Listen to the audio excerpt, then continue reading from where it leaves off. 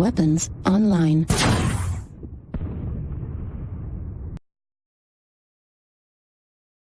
Hello everyone, welcome back to another game of Aces Wild Intersphere Coalition Season 2. My name's Toaster, and I'm here with my good friend Saruman of many colors, ladies and gentlemen, and tonight is going to be another interesting night after last night, where we basically shoutcasted what essentially amounted to a bunch of throws and a bunch of amazing plays thrown together. Almost reminiscent of some of the great basketball matches of 2016, 2017 with Golden State Warriors, Houston Rockets, Atlanta Falcons. Sorry for all those Falcons fans, got to bring it up. But yeah, definitely an incredible match filled with some epic plays and amazing meltdowns. But now we're going to be moving on to the other match. This one's between JGX and White Knight Legion, two teams that are pretty damn good so far. They've been playing a lot of good MechWarrior Online, especially during Martial Olympiad Season 2.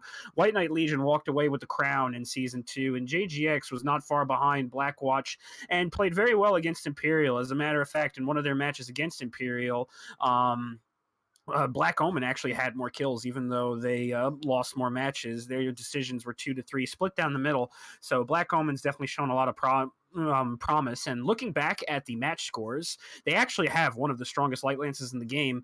During Martial Olympiad Season 2, statistically, Blaketown, Navid, and Krasnopesky outperformed all the other light mechs in that division in Div A. So while stats aren't necessarily everything, it's absolutely amazing to see that Black Omen is stepping up to the plate and playing up to the massive amount of hype that they generated from their roster, which features some of the greatest A-listers. And Toaster, I'm pretty sure you can let our viewers know who those people are. yeah, so you already mentioned you got our good friends, ex-D5 players. I gotta give them a shout out. Blaketown and Navid playing lights, along with, I believe, Kraz.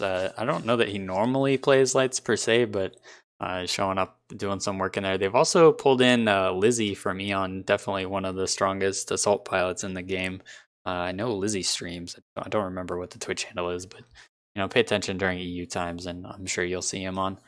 Then they've also kind of, for Martial Olympiad, they brought in some 228 Aussie talent. They had Jay-Z at the time. I don't think Jay-Z's playing now, but they still have Lermgod, and Lermgod is still, don't let the name fool you, very strong pilot, and you won't always be seeing him in Lerms anyways.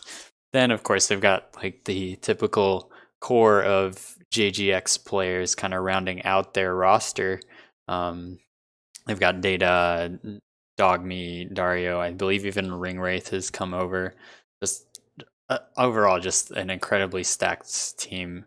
And then, kind of a bit of surprise for those who know him, or those of his friends, Bearclaw started actually playing with Black Omen. Bearclaw, probably more known as a streamer these days, but has played with some of the best comp teams in the game, was, a member of EMP during their heyday. Played with Dropship 5, and he's definitely a real solid addition, despite how goofy he is. But that being said, about Black Omen, what do you know about White Knight Legion? White Knight Legion, Weapons as online. I said, sorry to interject real quick, Toaster. I might have been a bit too quick on the draw. White Knight Legion is they were the winners of Division B, led by Mr. Samaro. Now, Mr. Samaro himself would admit that White Knight Legion definitely has a lot to clean up, and they've made some mistakes, but overall, the team walked away with the W and played against some pretty tough competition. Smoke Adders definitely have some high-level pilots. They had a combination of amazing players that just kind of lacked a little bit in the awareness department last night, but even still, they were hitting incredible shots. Unfearing, in particular, was doing amazing with the Gauss PPC combo. They were also playing against 228 Death from Above, which was also playing last night when we were casting. They did a terrific job coming up with great strats, great mech builds, and keeping the enemy off their balance. And at the same time, they were also playing with teams like Mercstar and some old vets like 42. 42 didn't play well, but they still had some pretty solid players on their roster. Now, looking at the roster that White Knight Legion is fielding right now, it looks like that they've lost some of their premier talent. Teos walked to go over to Imperial, I guess, to try and flex his comp muscles. I can't exactly say that, I'm all for team players moving between teams, especially since the competitive scene needs teams to stay tough. But you really can't complain when a guy wants to try and go to greener pastures, especially when those greener pastures are the pastures of Imperial. But at the same time, Mr. Samaro's done a great job filling in for him. He's recruited players from Evil's roster, Yondu, Udanta, Cheekies, I believe Pi 14K as well, and Saiso. I could be wrong on that. Saiso actually might be from White Knight Legion for a while. So actually, I'll X-nay that. But Cheekies and Yondu Udana did play for Evil. They seem to be playing them now. Good old Kamikaze Viking, everyone's favorite hype Aussie, who everyone loves, everyone knows. Probably one of the funnest, greatest guys I've ever played with in MechWarrior Online. He's joining this roster as well, and he not only brings the hype and brings the excitement, but he also brings some pretty good skill. He's a very solid faction player. He's got a lot of comp experience playing in the Aussie competitive scene, and also at the same time, you have Saiso88 on that roster too. He's a very underrated pilot. His stats aren't necessarily the best if you're going by the leaderboards, but for a while, Saiso was actually at the top of Div 7, Div 6, and Div 5 in Solaris. He's probably one of the better 1v1 pilots in this game. So if he can translate to that 1v1 skill to these competitive matches, it could definitely mean that White Knight Legion has a lot of talent. Is that talent enough to beat Black Omen, though? Who knows? We'll see. What do you think, Toaster? It's going to be a tough sell for me. I think I'll give the edge to Black Omen, but White Knight Legion, if they manage to maybe think a little bit outside the box, get Black Omen kind of off their off balance, they could bring it back. I'm over now looking at just the matchup screen, and something you remarked about before we started casting tonight. Black Omen actually has like one of the lowest match scores in the league right now, just because, I don't know, I guess they're too efficient with their kills. They're not farming all those, assist, damage, component destructions, right? All that stuff. Like, looking at the screen right now, JGX Black Omen has 210 average match score to White Knight Legion's 258, despite the fact that JGX has, one more kill, 30 versus 29, than White Knight Legion did last week. It's a little bit interesting. Maybe something to be said about, match score not being necessarily the perfect measure of how skilled these players are. But yeah, it's going to be an interesting match. I think, as I said, edge to Black Omen, but White Knight Legion, if they maybe try some goofy strategies, take what they learned from Martial Olympiad, they can definitely bring it in their favor. Well, one thing that we do have to keep our eyes on is that when referring to match scores, we have to take everything right now with a grain of salt concerning match scores in ISC. Like, JGX only played one match, and let's be fair, that match was against a lower ranked team. Like, props to Ace's Wild Waffle House. Actually, a little bit of a preview. We're going to be casting Ace's Wild Waffle House and Ace's Wild Dead Man's Hand tomorrow to feature an Ace's Wild matchup, since they are the ones generously hosting this tournament. Kudos to them. They're playing their hearts out, and they're definitely not shrinking from the challenge of playing against the Div A team. But Ace's Wild Waffle House right now, at this moment, with their current experience, they're just not a match for Black Omen. So to use those match scores to try and see where Black Omen's at just isn't really accurate, in my opinion. We have to wait for the season to flesh out and see who Black Omen plays. This match will be much more indicative of a bit more accurate max score than anything seen from those players, because once again, it's just the situation of the fact that against Ace's Wild, as you said, it could be just too efficient damage. And at the same time, if you're looking at White Knight Legion, on the other hand, they also played Ace's Wild Dead Man's Hand. Ironically enough, the other team we're going to be casting with Waffle House. Cough, cough, giveaways, cough, cough.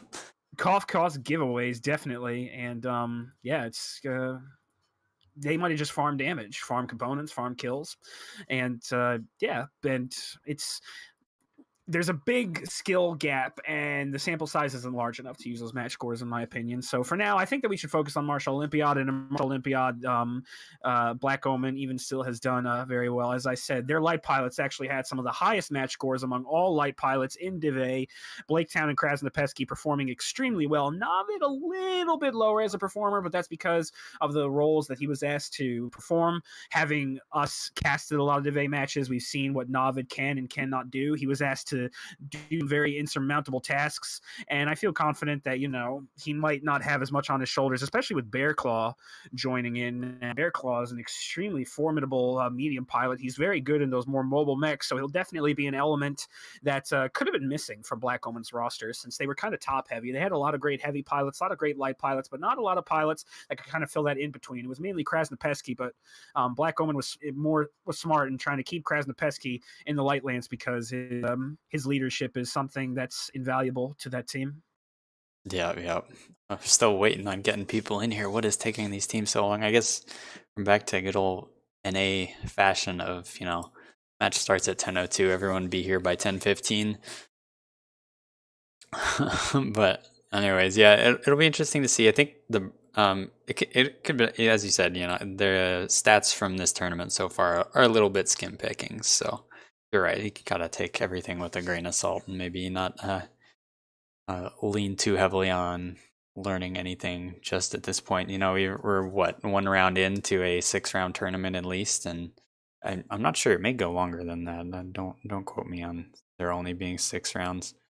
And by the way, you can see those stats and all that stuff. Just Google MWISC, and it should be one of the first things that come up. I know it's on Outreach HPG, I believe, pinned up there. You can go check out the schedule, check out the rosters, check out all the stats, or join. And you know what? Discord. We'll actually do you one easier. We'll provide the link to the drive right now. See if this works. We're going to put that in Twitch chat right now for all you wonderful people seeing a link in there. Hopefully that'll work. That's the link to the Twitch chat sheet.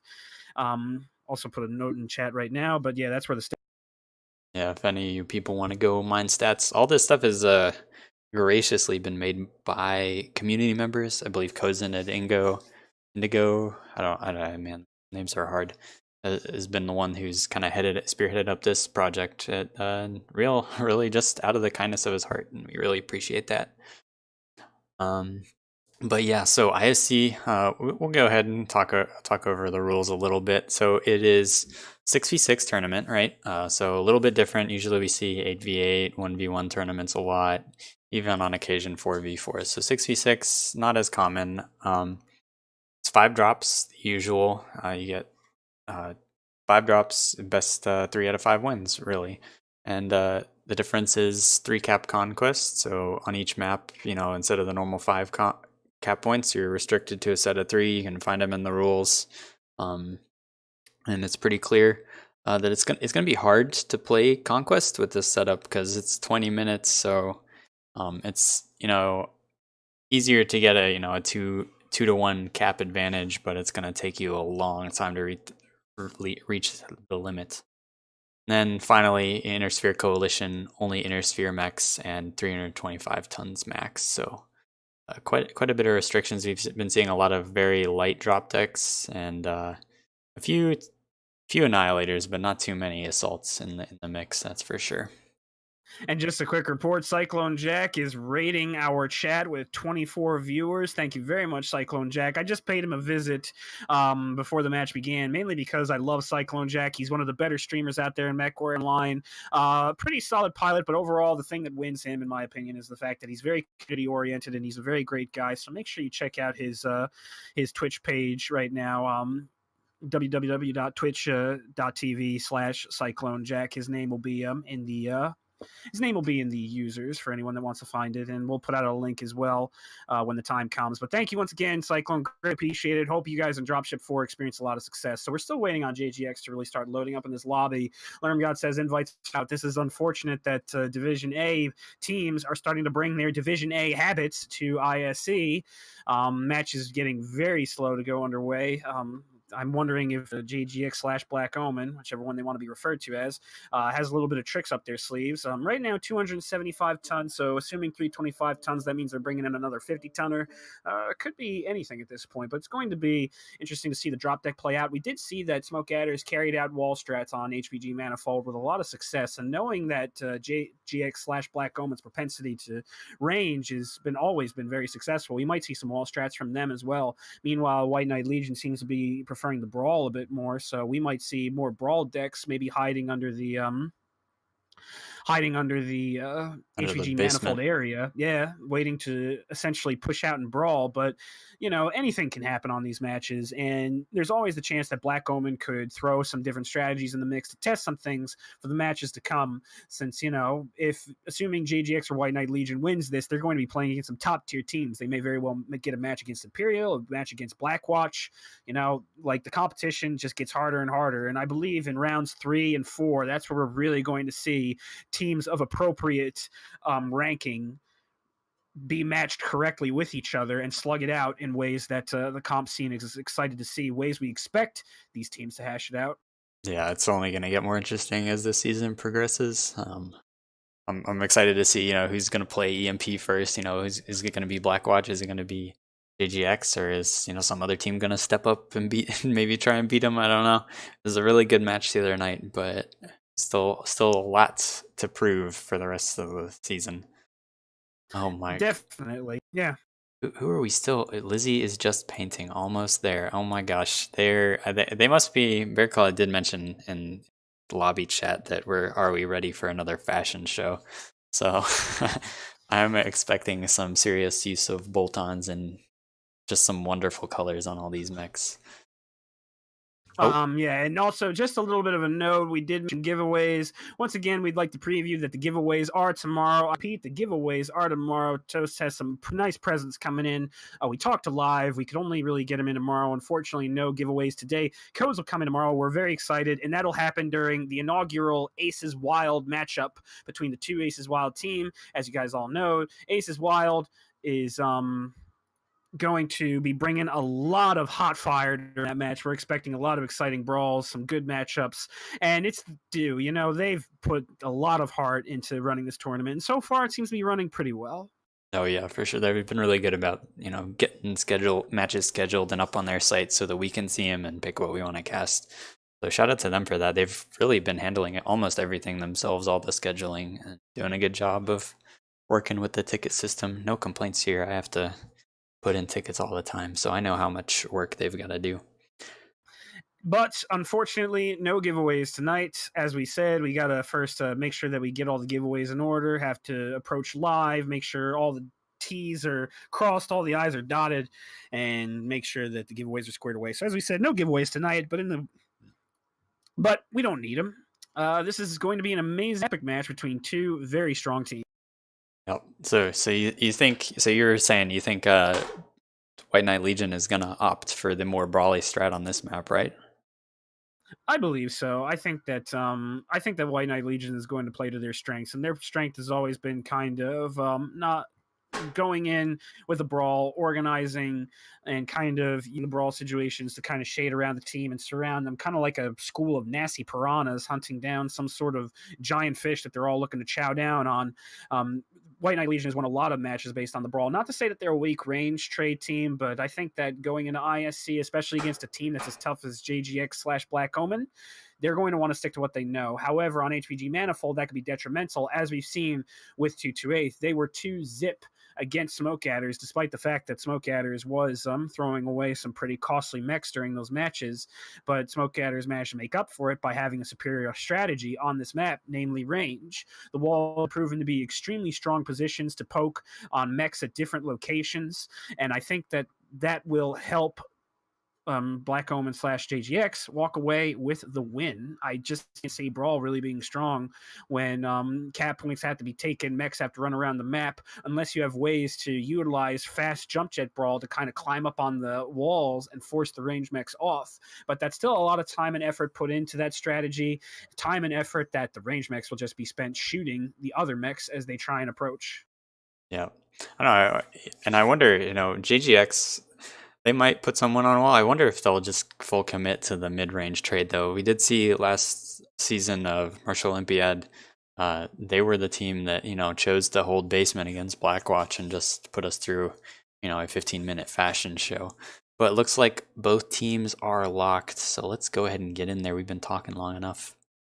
Thank goodness. We need some hot, thirsty mech action, man. We need to see mech oil spilled across the battlefield. We need to see some sweet DACA and lasers cut into the armor of the mechs. We need to see mechs drop, legs explode. We need to see pilots screaming for dear life as the ammo that they foolishly stored within their heads explodes and blows the pilot out of the cockpit. We need all this and more, and it's going to happen right now. HPG Manifold, first drop.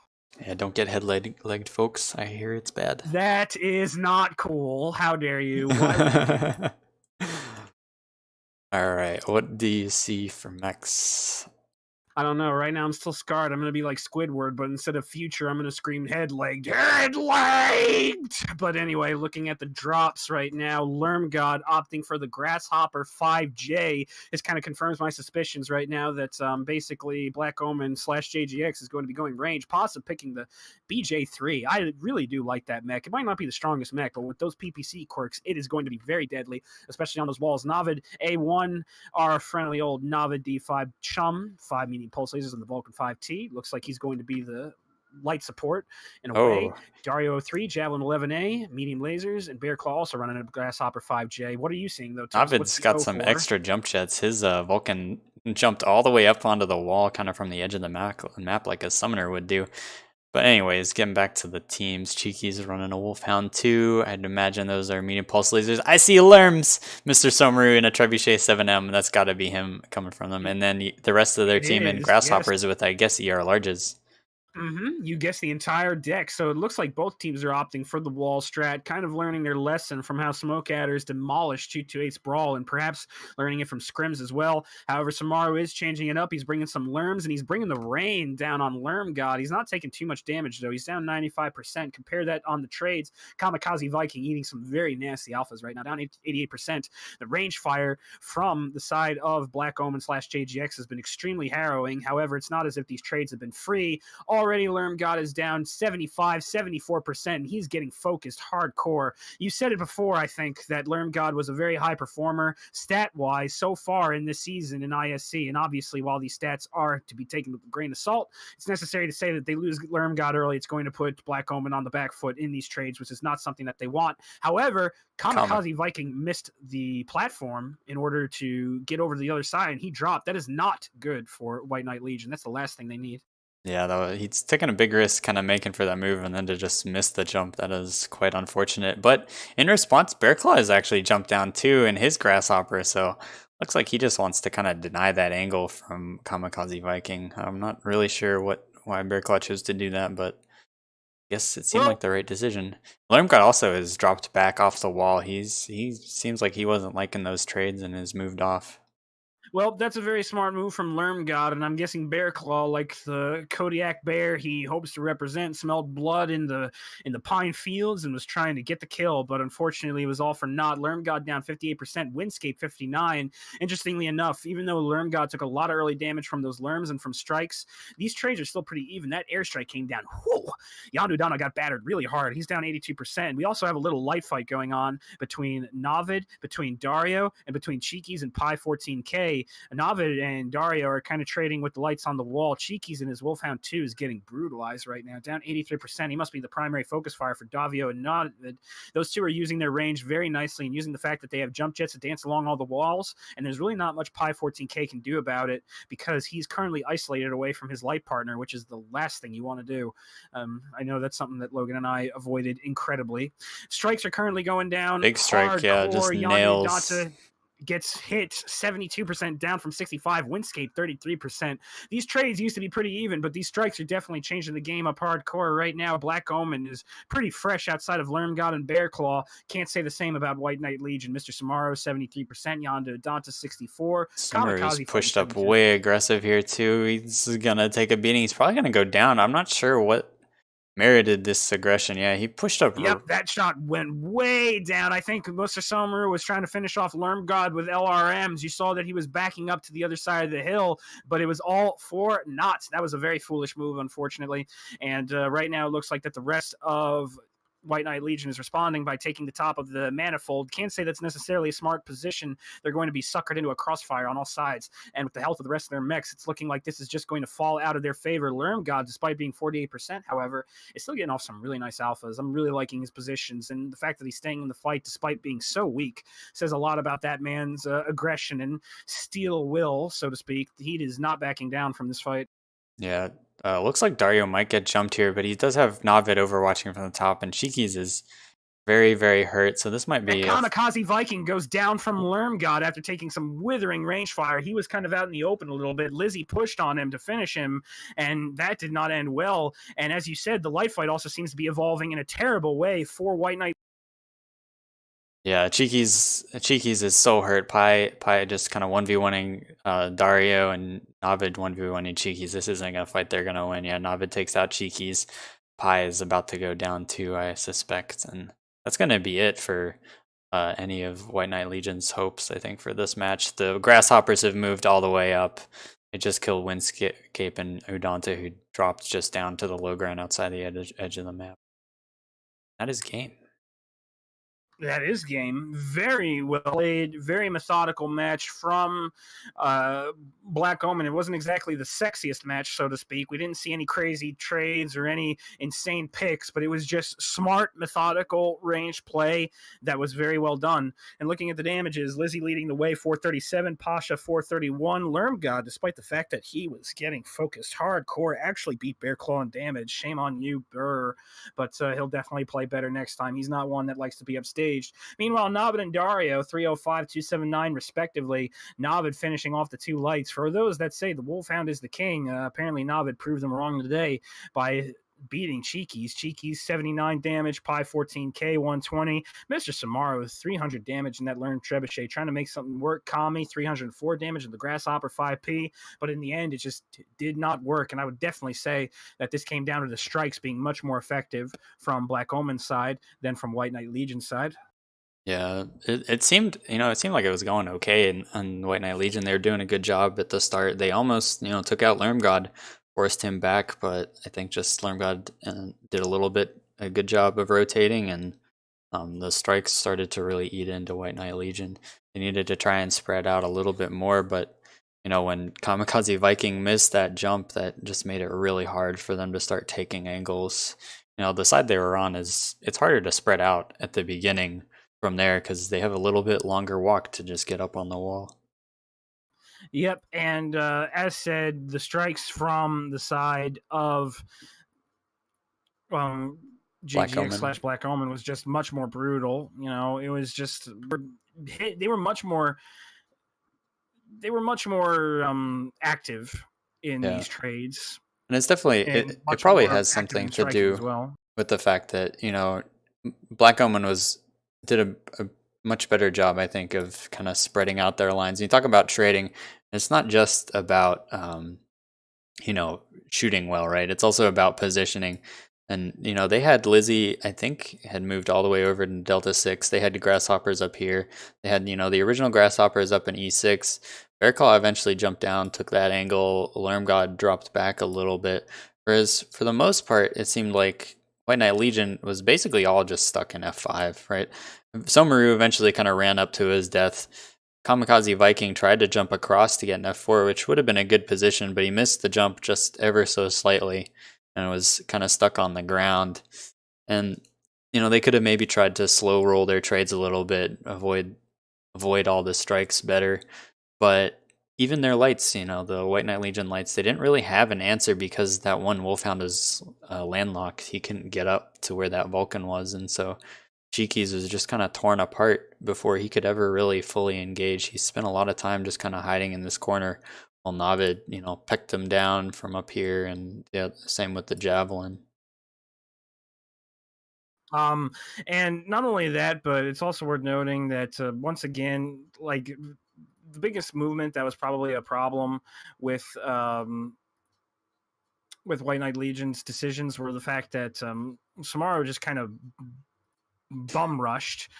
Yeah, it didn't seem like at that point that movement was warranted. He just caught way out and almost threw his mech away. He was pretty fresh too. I don't think he was at all close to dying.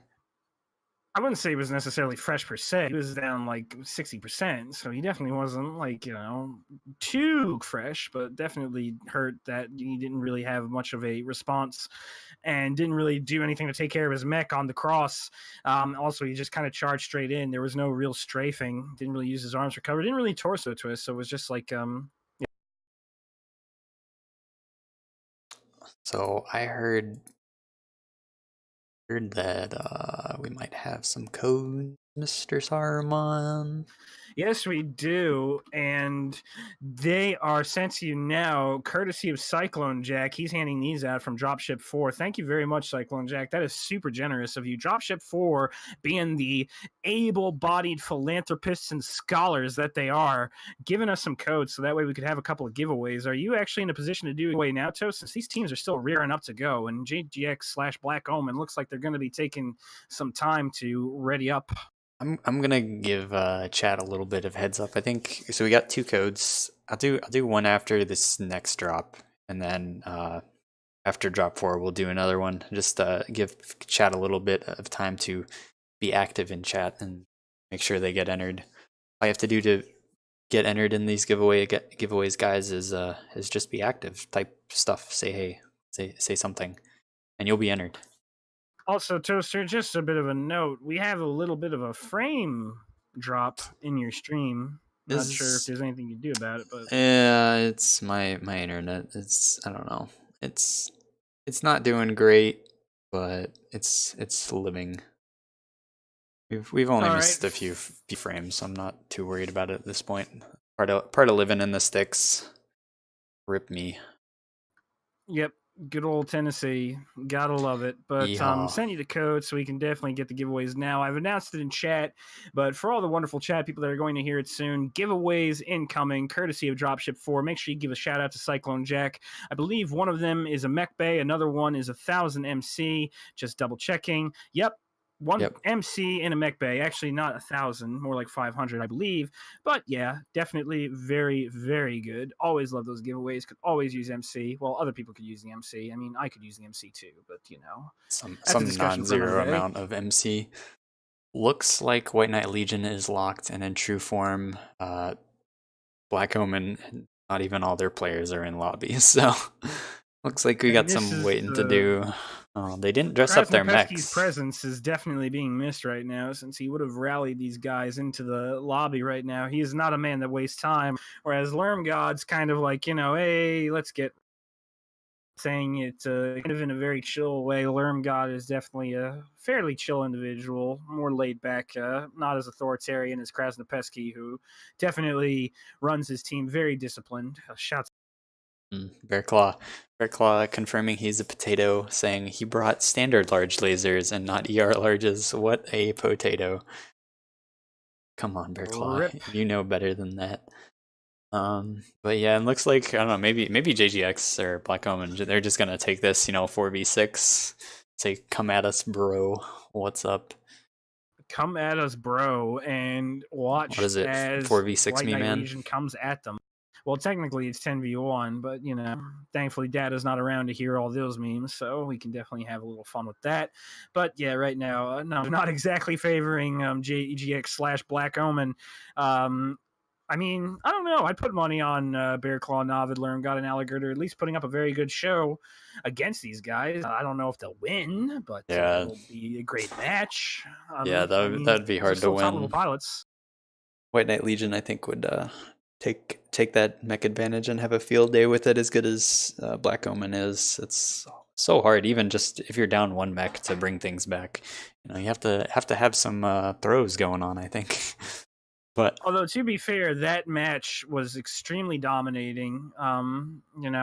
The Black Omen just had control of the trades for the most part, and then they kind of took over for the rest of the game at the end.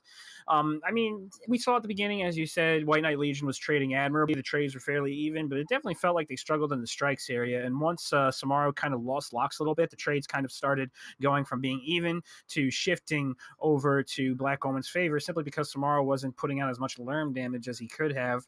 And, with Lerms, that damage is not focused. So what was 300 damage was actually more like 200 damage on key components. Yeah.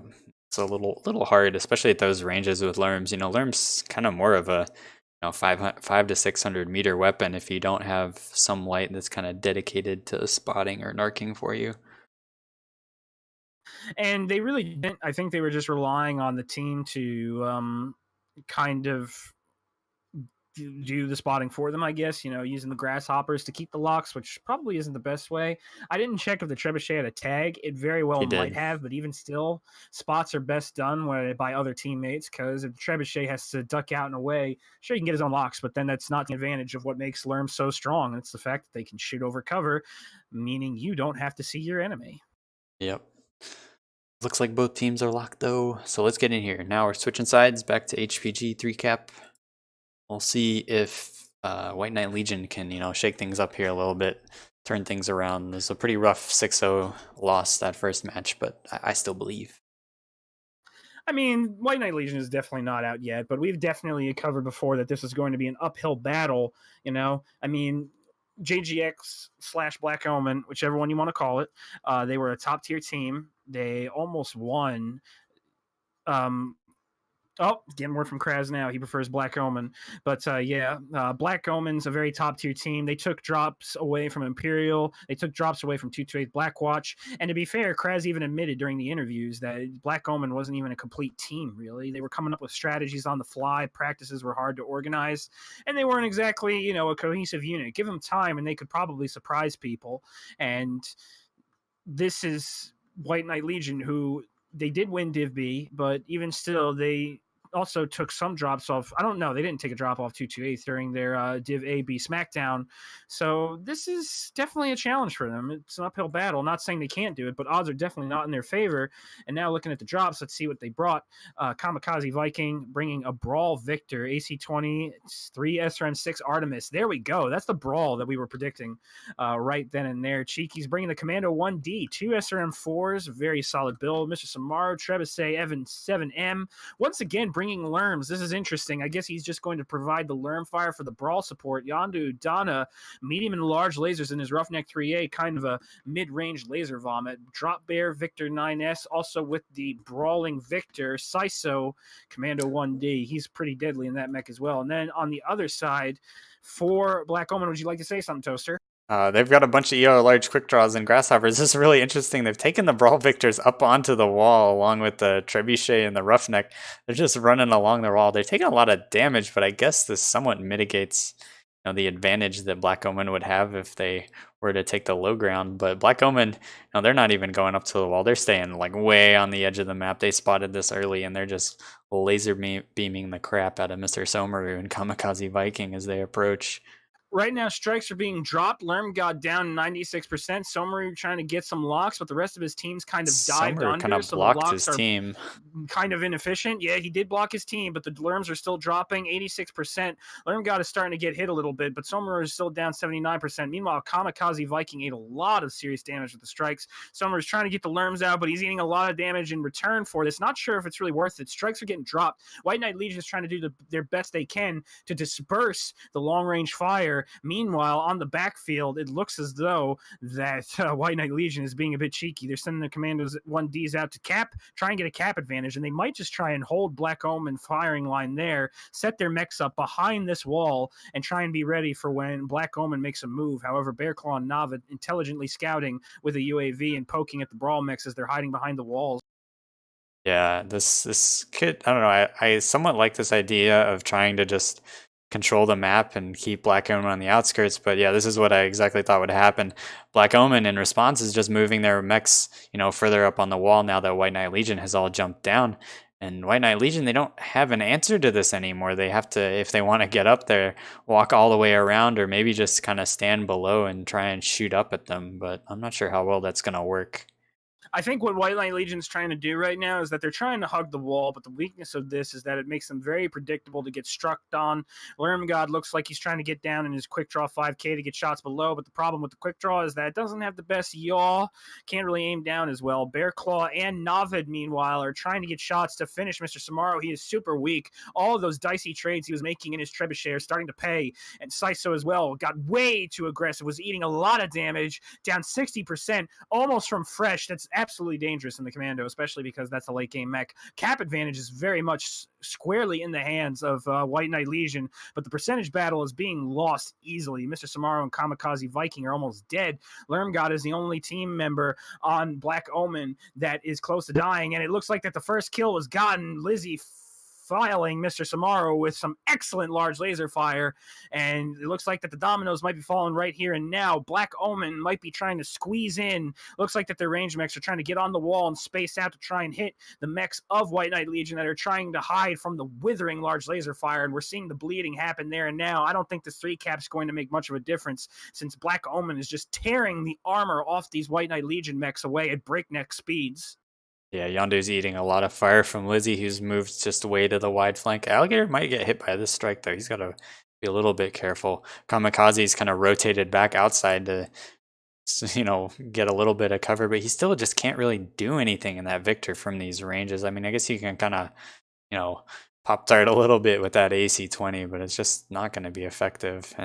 And right now we're seeing the dominoes drop further. Drop Bear drops in his Victor 9S. Kamikaze Viking is completely isolated from his team. Yondu Donna down 64% in his Roughneck. We're seeing the mechs fall. Lizzie finishes Yondu Donna. Bear Claw, no respect whatsoever, drops down from the wall, helps finish Yondu Donna. Kamikaze Viking is on an island, and he might just have to kamikaze himself in order to try and win the match. I don't believe, however, that White Knight Legion will be able to walk away with the win. Cap advantage is only halfway. 3-cap is just not enough to convince this match otherwise that Black Omen is going to lose this. We already have Navid capping off Kappa, and it looks like Cheekies is going to respond in kind, but this is going to be a 1v1 situation. We've already saw this match happen before. Navid wins these 1v1s. He is a very strong light pilot, and even though Cheekies is in a strong light mech, Navid definitely could have a chance to win, especially if he receives any backup, which he is. Lermgod just standing there, poking down at Cheekies, giving Navid some much-needed support. Bearclaw joining him soon, but the rest of the main body so far concerning White Knight Legion is all but dead.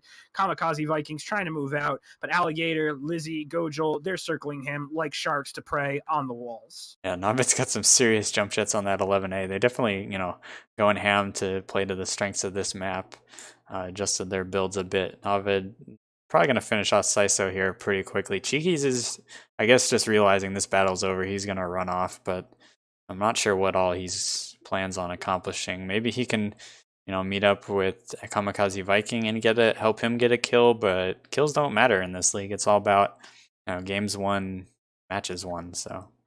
Kill does not happen. Kamikaze Viking falls on his samurai sword. Rest in peace, you wonderful Australian.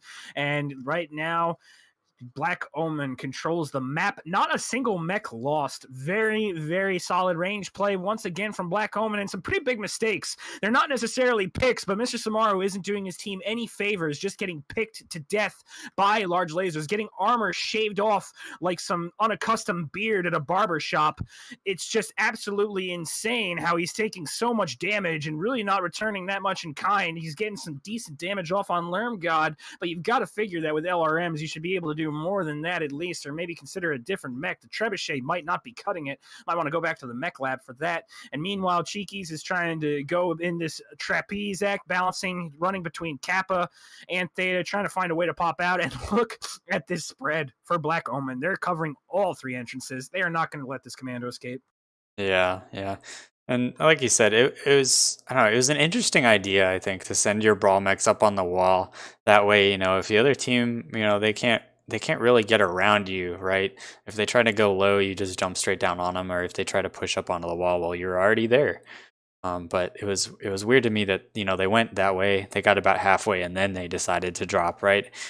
I think if you're going up there to begin with, you're just committed to like straight up brawling. You're not gonna somehow get out of that. You're paying the price of that extra armor, those extra laser brains that JGX is gonna hit, or Black Omen is gonna hit on your approach. You've already paid that tax, and now you're just doing nothing with it. I think they should have just stayed up there and just full W'd and hoped it was enough.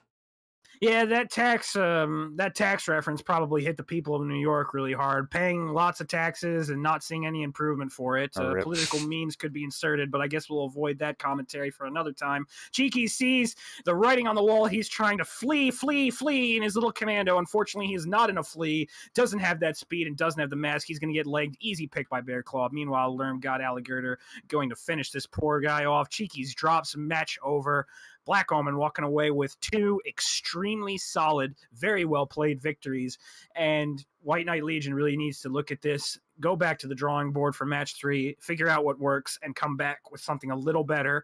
Since only getting 1 kill in 2 drops is something that definitely needs to have them sweating a little bit. Yeah, that was definitely 2 rough defeats back to back. What do you see from the damage? What I'm seeing from the damage is that Lerm God, once again, putting in some very solid numbers. He's putting a lot of work this league, and it's showing. 430 damage, 2 kills. Bear Claw, 354, 1 kill in his Laser Vomit Phoenix Hawk. Navid, 122 damage. Wasn't asked to do a lot in his Javelin 1A. Really didn't have to. Lizzie, 396, 3 kills in the Grasshopper. Very solid game. Meanwhile, Alligator and Gojul were just kind of support. Alligator only did 123, Gojul 281. And double Ds from Kami and Drop Bear. They were just eating a lot of strikes and way too much range fire too early and weren't able to make anything happen. Yandu Dotsa put up a valiant fight, 504 damage. And once again, Mr. Samaro did some pretty solid damage, 385 in the Trebuchet 7M. But once again, that's Lerm damage. That's not focus damage. So that 385 is more like 200, 250 overall, which really isn't that impressive considering the fact that they're Lerms. The Commando also performed valiantly. The Lights, I believe they were 230 and 166 respectively. Saiso trying to pull the win out, but they just couldn't, along with Cheekies. And once again, this is putting White Knight Legions back against the wall. We did see that last night, 228 Death from Above did make a pretty epic comeback against Smoke Headers, but let me tell you something. Black Omen is a completely different animal from Smoke Headers. They are going to play careful, methodical, and patient. They are not going to want to make any sort of mistakes. So while a comeback is possible, White Knight Legion could make it happen. They've shown a lot of skill. They did win Division B in Martial Olympiad Reborn. It does not seem likely. Right now, Black Omen is just playing extremely well. Yeah, that's such a hard match, and like you said, pulling 2 double Ds in those victors. I mean, I can't really blame the victors. The victors just were never allowed to, they never really had the support of their team to be where they were. I think it's just maybe a bit of, getting out in Mech Lab that second game. The first game, I liked both decks. I can see no real major complaints. Maybe the Wolfhound having a light with jump jets instead could be argued, but that's a small criticism. When you have those 2 victors and you just there's so much tonnage, it's 100, that's like half your tonnage for this drop, and you don't position your team and play your team to where they can really help out and perform to their best, you're just setting yourself up for a loss. Yep, and you want to go to the match strat and kind of run through what happened to? Yeah. I mean, the game really wasn't that complicated, but still worth noting to draw out the maneuvers for some of our other viewers. So it was interesting to see. I saw the victors going up there earlier, so I kind of had some idea what was going to happen. White Knight Legion, they basically sent their mechs all the way along the wall up to about east. What is that? E5. There's no letter on the map. Anyways, meanwhile, JGX, they saw them coming as soon as they got up there. So rather than continuing on up to the wall, they just kind of sat back on this hill, right? And for a while, it was basically only Somaru because he had Lerms that could actually trade with those mechs. I guess maybe the Roughneck could too, but the Roughneck seemed like he was larges and mediums and not just pure ERs like what Black Omen had. So it was pretty much just free damage that Black Omen was farming off the White Knight Legion mechs. And unfortunately, what I saw happen eventually was Mr. Summer, who'd kind of stopped to sit there and trade with his Lerms, and that the victors couldn't get around him. So I don't know if they intentionally dropped off or if it was just an accident at first. But either way, they all ended up dropping off eventually, and then they were just stuck, right? They got up to the exit, but if they choose to, run straight out of Black Omen, Black Omen can then kind of flex around to the wall. They had their lights by then up to F4, so they could shoot the White Knight Legion mechs in the back as they approached. And so White Knight Legion doesn't want to push in, and that gave Black Omen time to just start flexing out along the walls into F5 and F4, and they just picked the White Knight Legion mechs apart, and before they could really do anything, they just took all kinds of angles, and there's a mech every which way that was trying to shoot at you, and there's only so many of them that you can line of sight yourself from. I got to admire White Knight Legion's attempt. I'm guessing that their entire strategy was to kind of move across the wall. Wrong color, sorry. Try and move across the wall and get to the mechs of Black Omen, which were poking from this spot. But they just took way too much damage on the cross. It seemed like they probably would have been better just moving on the edge of the wall over here, saving their damage with Samaru, maybe providing some Lerm support over here on his own, jump jetting. But he kind of just stayed exposed way too long. He was way too aggressive on his trades. When you're the only one that's up there, you kind of just need to pop one Lerm set and then get back down. You only need to make your presence known. You don't actually need to do damage in those kinds of situations, since you have Brawling Victors that could do that damage for you. So overall, it just feels like that the range team from Black Omen responded very well. They stayed up top. They didn't really try and go on the wall, as you said. And then, as you said, this fanning maneuver that they did later on in the match, kind of stretching their range fire across these walls to pick off White Knight Legion, was very impressive. White Knight Legion, I don't think that there's much they could have done.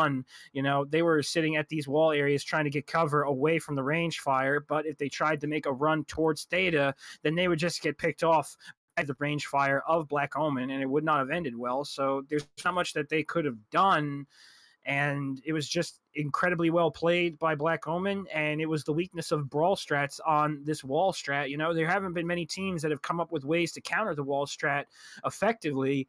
I know that there are some players that's like Stimrog and others that swear that there's a counter strat to everything on this, but right now, if there is, we haven't seen it yet concerning wall strats. Yep. But that being said, let's get this giveaway started. I'm gonna add all the viewers. Let's get in here, viewers. And Saruman. And Saruman. And Saruman. Oh, you're in here right now. I am in there right now. I better be. If I look back at the 5-minute delay, and you're I not see in here anymore. That is not right. Okay, fine. All right. So this first giveaway for one mech bay. Whisper me on Twitch or message me on Discord. I'm in the MW Comp Discord. You can find me. My username is Toaster. On Twitch, my username is Toaster. Not that hard to find, I don't think. You might want to type your name in chat and just point. Hi, everybody. I'm saying hi. Keep in mind, this is a 5-minute delay. Point up to yourself. Make sure that you're doing. Oh gosh, Sir Reckless, congratulations. He actually won it on his main account, Sir Reckless. Congratulations, wow, Reckless. So that's actually pretty impressive. Reckless didn't need his small army of alts and bots to run away with the prize. And also, just a little note, Cyclone Jack corrected me. That MC giveaway, it is 1,000 MC, so definitely stick around. Everyone's got to love 1,000 MC, since that's technically 3 mech bays, if my math is correct, and you'd have 100 MC left to buy yourself an ice cream cone and potentially some Chinese food. Yeah, it's even more if you wait to one of those half off sales. So well, stick around. If you are actually intelligent with your MC investments, power to you. Yep. Because Lord knows that was me. I would just be a spendthrift and throw my MC out the window. It's mass convert GXP or XP into GXP. I know I've fallen for that trap sometimes, but skilling mechs takes so long. BGI, please. Anyways, we're on to Grim Plexus next. So we saw some interesting maps. Unlike most of the maps in this three cap conquest game mode, Grim Plexus, the only caps you're allowed to cap are the 3 very fringe points. So it's really hard to control this map. People have been trying to play, and I'd say failing pretty spectacular at playing it like normal, just control the center of the map, because there's nothing important in the center of the map. You can just walk all the way around the edges, and if you have the light mech, speed mech advantage, you can just whatever, you take your theta point, and you can't cap it anyways. And even still, like the points on the edges of the map We've seen a lot of interesting things happen with those points. A lot of teams just kind of forego range and get those 2 points on the side of the map, which is Sigma and Kappa, and kind of patrol them using that jump wall that covers around Epsilon to protect their team, and they just kind of patrol those 2 points using a brawling deck to kind of mitigate any trade damage. I think something that we'll probably see from White Knight Legion in this drop, since right now they are not doing well on the trades, or at least when they are doing well, Black Omen is just beating them to the punch with strikes. Yeah, the strike ability of Black Omen is very good, and it's a testament to their experience. They know exactly where the strikes need to be. They're probably coordinating very well. I know that when I was talking to 228 players, One Last Panic, they told me that they had a system of strikes. You know, depending on what mech you chose, or depending on when you called it out, you would get strike priority no matter what. So yeah, I mean, Black Omen could very well have a similar system. They're definitely playing like it, since strikes are just coming down constantly, brutalizing the White Knight Legion trade mix. Yeah, D5 had a system of strikes. It was called Scream and Holler if you want the strike, and maybe you'll get it. But it looks like both teams are locked, so we'll find out. Are the strikes gonna start swaying in the favor of White Knight Legion? You know, we saw some kind of miraculous strikes that somehow didn't manage to do any team damage the other night, or very little team damage from the other night. Yeah, I mean, like I said, apparently Unfearing had the Potato God assisting him in that match, and I think Seabiscuit mentioned something about praying to Yahweh, and those two gods definitely assisted those teams, since no strike damage, no RNGs trying to screw one team over the other. It was kind of beautiful. It was almost like watching a minor miracle. I think we saw the Mech Warrior equivalent of someone curing leprosy with their hands. You heard it here, folks. Cure for leprosy in MechWarrior Online. Maybe that'll... I didn't say it was a cure for leprosy. I said it was the equivalent. Okay. Fake news, Toaster. Fake news. Fake news. All right, don't make me unleash the Uruks. I'm the one that brings the fake news. Come on, man. You know. All right, so looking at all right, looking at the drop decks right now. Is Mr. Samaro bringing a Trebuchet 7K 2ER PPC, is bringing some range. Why you didn't bring the Blackjack 3 is a little interesting. You must really not like that mech, which is very upsetting. Samaro, you're kind of breaking my heart over here. 4 ER large lasers on Windskate and the Wolverine 6K. That's a very interesting pick. I guess they needed to spare some tonnage, but the Wolverine's going to struggle poking because those large lasers, large lasers, I'm sorry, are very low mounted. Siso 88 bringing 6 ER large lasers in that Battlemaster 1G along with AMS. Looks like they might expect some Lerms potentially, so they're just bringing a little coverage just in case. Pi 14K, 7 medium lasers, not ER medium lasers. Pirate Queen Beckett and the Flea 17 bringing small pulse lasers. Very interesting. Pirate Queen Beckett's expecting to get down and dirty with the light knife fighting. 6 ER large lasers on Yondu Danta. Looking over at Black Omen, Gojol, Dragon 1C, 4 ER large lasers, Dario, Wolfhound 2, 5 medium pulse lasers, 4 going ER medium lasers. We saw that a little earlier in the tournament before in the earlier rounds. 4 ER large lasers on Pasha's Roughneck. Jaeger Mech Double D from Lermgod, bringing the DACA, letting it rat-a-ta-ta-ta-ta-ta with 5 AC2s. We saw, I think it was Mige do a lot of work in that mech. Unfortunately, he run out of ammo. Hopefully, Lermgod can make those shots hit and count for the most and not run into the same problem he did.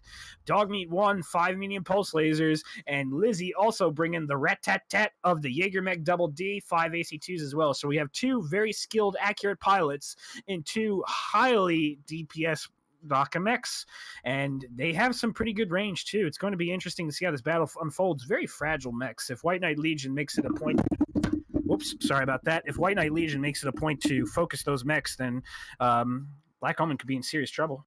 Yeah, White Knight Legion right now just setting up kind of outside the refinery, the helipads, whatever you want to call them, with their battle masters. They haven't really seen anyone. The JG or Black Omen mechs did kind of come out. Peeked over, I believe Pirate Queen Beckett saw them, but realized he was outnumbered, so can't take that fight.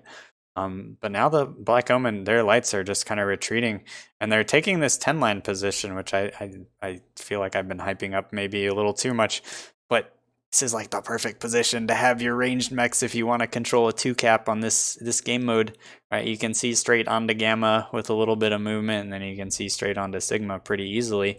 Meanwhile, the White Knight Legion mechs, I mean, I guess they kind of control Kappa, but they can't actually see the point, and they're going to have to figure out what they want to do if they actually want to control Caps. I mean, right now they're going Gamma, and they're kind of doing the strategy that we advertised earlier, using a brawl-centric deck to try and control Gamma and Sigma, avoiding the center of the map range trades. And I really, really like this strategy from them. They're playing to their strength, which is brawl, and they're not exposing themselves to the range of Black Omen. They're going to be challenging Black Omen to try and use their range mechs to deploy at either Sigma or Gamma. And it looks like that might be what Black Omen's doing. It looks like they're going to try and set up at Sigma, but I interrupted you. I'm very sorry. What were you trying to say? You say White Knight Legion's playing to their strengths, playing brawl, but they're mostly a trade deck, right? They've got the Wolverine, the Battle Masters, the Trebuchet, so they're gonna have to at some point, you know, try and force Black Omen out of this position, or just be very quickly getting in and off of Sigma. I think right now that if you see the Gamma is flipping, you want to get your light slid over to Sigma. Oh my goodness, you're right. I screwed up on the teams. My bad. It's oh my goodness. For some reason, the teams are. I got the teams mixed up. I'm very sorry, chat. That was a huge Kappa moment for me. What I meant to say was that Black Omen is deploying the strategy that we actually had in mind for White Knight Legion. They're the ones that are sitting on the Sigma and Gamma caps, seesawing that one. Wow, I completely had a brain fart. I am very sorry, chat. But going back to that, Sigma Gamma are firmly under the control of Black Omen. They're low on caps, but right now it looks like White Knight Legion's going to try and stop that by setting up at Sigma with the range trade and try and counter Black Omen's strategy. Black Omen, as I said, correction, sorry about that, is the one that's running the strategy where they're denying the center altogether and just patrolling the outskirts between Gamma and Sigma to try and cover the point. We see Gojol dropping some ER large laser fire on those lights right now. Yeah, Pi had a strike dropped out of him, or right on top of him. Luckily, he got out of there. But yeah, this is kind of exactly where Goji wants to be in that dragon. He can just kind of scratch these lights all day. He's pretty heat efficient, and hopefully try and keep this in their favor. Another strike goes down on Pirate Queen and Pi, so they gotta move again, take a little bit of extra more laser fire, and delay this cap. And this range fire is going to be coming in very aggressively. You know, Black Omen, they're very, very good at range trades. I would say that that's their marquee strat, their signature move, so to speak. And right now it's starting to pull off some dividends. The lights are definitely taking some big hits. Pirate Queen Beckett down 93%. Meanwhile, much of the mechs from Black Omen are barely getting tapped at all. And Yondu Dotso looks like he's trying to move in with the Battle Master 1G, but even still, a lot of damage for such extreme range. Down 96%, seem to have taken a big alpha. But right now, Gojol is starting to be on the end of some nasty range trades. Lermgod and Pasha are backing off from that kind of open center where the White Knight Legion mechs could poke. They're trying to give their light mechs as much cover as possible. And look at Dario playing extremely brave, going up to the Sigma point. He's all alone, however, against the Javelin and the Flea. This man has a lot of faith in his team. He's expecting them to cover for him. Dogmeat has finally moved up with him. It looks like that a call might have been made for them to secure the Sigma point, and they're going for it. Pi 14K is now the one that's left alone. Dario and Dogmeat probably haven't scouted this yet. Strike dropped. It's probably going to miss Dario unless it's an artillery, or maybe not. He seemed to be backing into it. Yep, strike dodge. Thank goodness Dario. He could have been on the wrong end of some serious damage. Dogmeat and Dario might actually see that Pi is alone. This is a disastrous position for Pi to be in. The Wolfhounds are going in for the kill, going for legs. Pi 14K down 78%. Look at the medium laser fire, extremely focused. Pirate Queen Beckett trying to go in to cover, and Pi 14K gets legged super easily. Disastrous decision from Pi to stay in that fight, and he gets killed. Very bad kill for White Knight Legion. Losing a light is critically bad in these kinds of drops, especially on Grim Plexus, where capping these long distances is absolutely vital, and White Knight Legion is in no way going to be able to provide much cover fire for Pirate Queen Beckett. He's going to be chased and take a lot of damage early on in the cross, and it looks like even when he gets back, they're not going to be able to cover him that much, because it looks like that Black Omen is moving up with their range trade mechs, getting very aggressive. Lizzie and Pasha 86 and 87% respectively. Meanwhile, the Daka's dropping. Windscape eating a load of damage. The limitations of that Wolverine are kind of being shown here. He has to expose hard on one side in order to get his arm out. It looks like it's taking a lot of damage. Meanwhile, Saiso and Windscape getting struck hardcore, taking a lot of damage. Windscape down 69%, Yondu down 77, Mr. Samaro 81 in the Trebuchet, and right now it looks like things are not going well at all for White Knight Legion. This game is firmly in the hands of Black Omen, I feel. Yeah, Windscape, he still has that. Oh, well, He had his arm and then he died. Rip him. Dogmeat and Dario also look like they're starting to eye these mechs from the side. I think it's kind of the perfect time for them to start pushing. They can probably pick Yondu right now. Saiso's in no position to back him up, and it looks like Pirate Queen is all the way off on the other side of the map. Capping. And Yondu Donna just got picked by the Light Lance. Very good maneuvers from Dario and Dogmeat. Saiso's all alone, down 45%. He manages to kill Ermgod. Good for him. Manages to get a kill, but too little, too late. Dario already cleans up Mr. Samaro. Pi 14k. Saiso 88, 68, 45%. Saiso's practically dead in the Battle Master. And look at the red tide of Black Omen crest over the ridge and completely take Saiso out to the back of the shed, put him down like old Yeller, and all that's left right now is Pi 14k and Pirate Queen Beckett trying to cap out the rest of the match. They might be able to get away with it, but actually no, I'm once again silly because of the glitch. Pi 14k is dead. It's just Pirate Queen Beckett that's capping. Yeah, Pirate Queen, it's doing okay on armor, but it's a 5v1, so this is gonna be difficult, to say the least. And of course, because Queen Beckett is capping, they know exactly where he is, and they're just gonna push straight on Pirate Queen. Although, actually, Lizzie is stripped 500 rounds left, but both of the arms on that Jaeger mech have been taken off, so it's really just a 4v1. Not that that's particularly better odds. It's not. it's a flea. You know, like maybe you could do amazing things with the flea if the team is not as that good, or maybe if it's solo queue, then perhaps. But this is Black Omen. These aren't your standard solo queue dogs that are just gonna sit there and get shot and not torso twist or do anything active in a match at all. And Dogmeat just laying down the burns, very quick, very easy. Match goes to Black Omen, 3-zip decision for their team. Very well played on their end. Only lost one mech. I think they have only lost 2 mechs between these 3 matches, showing a lot of dominance in this series. So for all intents and purposes, Black Omen walks away with the W, but obviously these teams are going to play out these matches.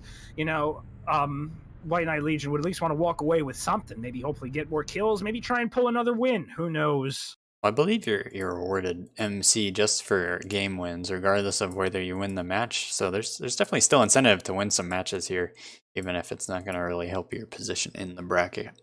So while teams are getting flip toast, why don't you do another giveaway and not remove Saruman for once? Leave Saruman in the giveaway. Saruman should definitely deserve some MC. Give it to Saruman.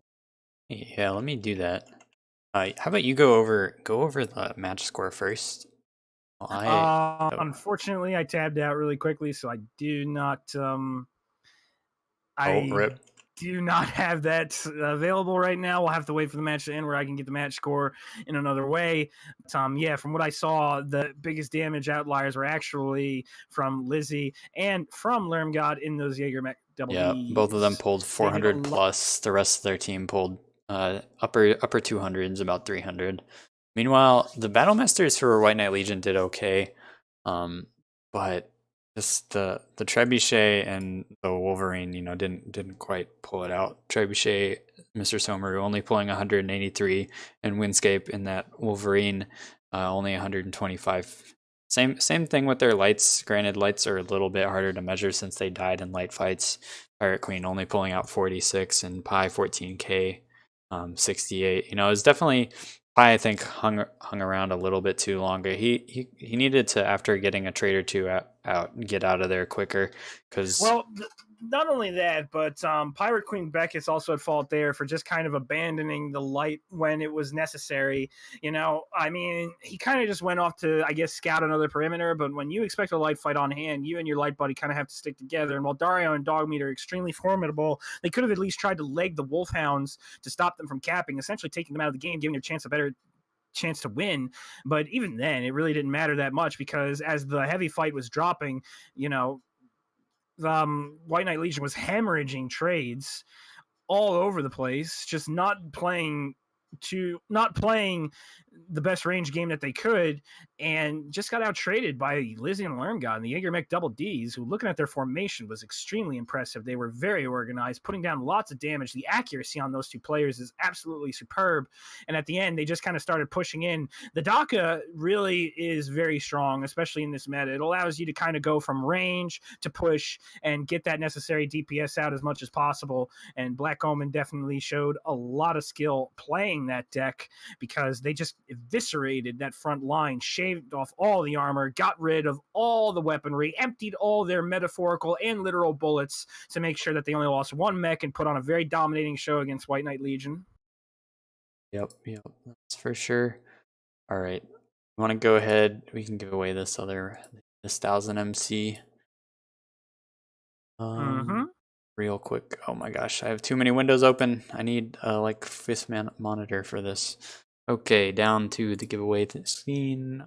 Open the tool. Add viewers again. Load. Leave Saruman. Pick out Bear Claw. Goodbye mods. Rip the mods. No, don't rip Saruman. Oh, please. I just killed somebody. Toaster, there's $20 on under your porch for you if you leave Saruman in for the giveaway. It's not even worth that much. 1000 MC isn't worth $20. You know what? I see you. Okay, fine. All right, this one's for 1000 MC. Who's gonna win? It's not gonna be Saruman. It's not gonna be Toaster. It's not gonna be Bear Claw. Get wrecked, mods. It's not gonna be my internet either. God damn it. Why is it not stable?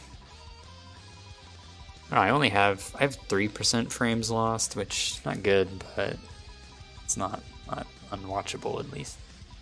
Anyways, it was almost Ewu, but Slow Cool, congratulations, Slow Cool. I'm not sure you're a bot, so whisper me or say something in chat to let me know you want your 1000 MC, and I will get that code to you.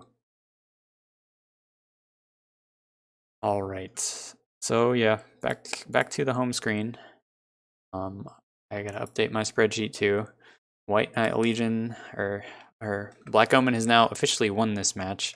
6 kills, and I believe White Knight Legion had won that last game, so they at least got a kill on the board.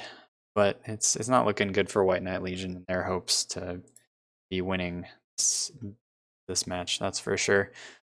But there's still, potentially, I believe, 1,000 more MC on the board for them if they can pull out another win.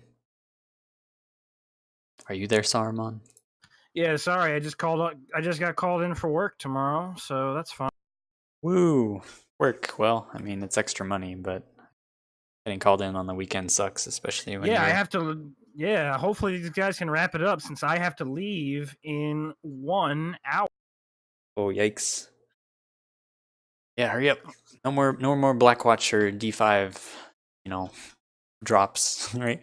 Gotta get this show on the road. They've got 6 players actually, hold on. Wait. At least you'll be hyped and have the adrenaline pumping.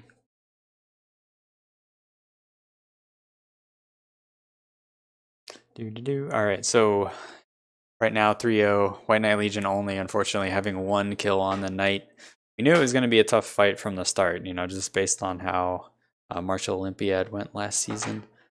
But I still believe just need to take 1 drop off, prove upon Martial Olympiad. None of the Div B teams managed to take a drop off of EMP, Blackwatch, or Black Omen, but now is the time.